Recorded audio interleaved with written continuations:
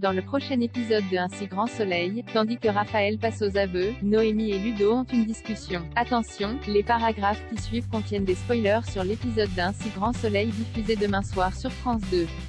Si vous ne voulez rien savoir, ne lisez pas ce qui suit. Mercredi 15 décembre dans Un si grand soleil. Raphaël passe aux aveux au commissariat. Raphaël, pendant 25 ans, il a tout donné dans cette société. Si le mari d'Ariane lui avait promis de faire de lui son associé, la mère de Noémie s'y est toujours opposée et estimait que cela ne l'engageait pas. En manque de reconnaissance, Raphaël a alors commencé à arnaquer la société. Le jour où elle est morte, Ariane avait découvert ses magouilles avec le promoteur immobilier du Jardin d'Éden. En colère, elle l'a contacté pour exiger qu'il rembourse la société et qu'il dépose sa démission. De peur qu'elle le dénonce, Raphaël s'est ensuite rendu chez Ariane pour lui remettre sa lettre de démission et a profité qu'elle réponde à un appel téléphonique pour verser du GHB dans son thé. Lorsqu'elle a perdu connaissance, il l'a déshabillée puis transportée dans sa baignoire où il lui a tailladé les veines pour faire croire à un suicide. Compte tenu de ses aveux, Raphaël va donc être déféré au parquet pour homicide volontaire avec préméditation. Pendant ce temps, Ludo a retrouvé le sourire. Au moment où il confie qu'il pense beaucoup moins à Noémie ces derniers temps, Alice l'informe qu'elle est allée la voir la veille. Sans chercher à lui donner de faux espoirs, elle ajoute avoir eu la sensation qu'elle ne savait plus où elle en était et qu'il serait bien qu'ils aient une discussion tous les deux.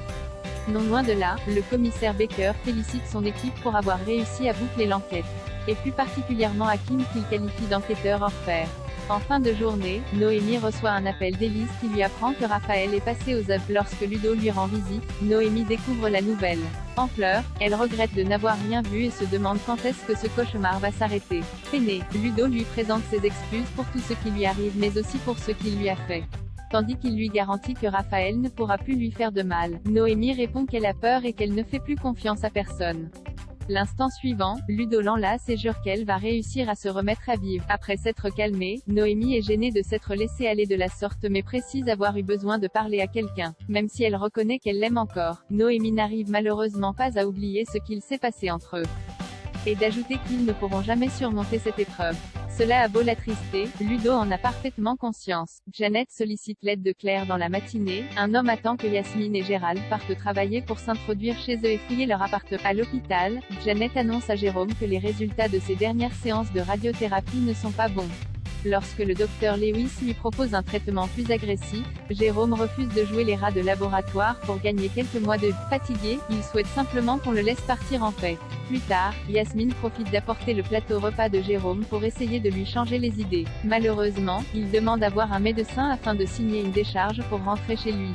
Sans attendre, l'aide-soignante prévient Claire et Janet.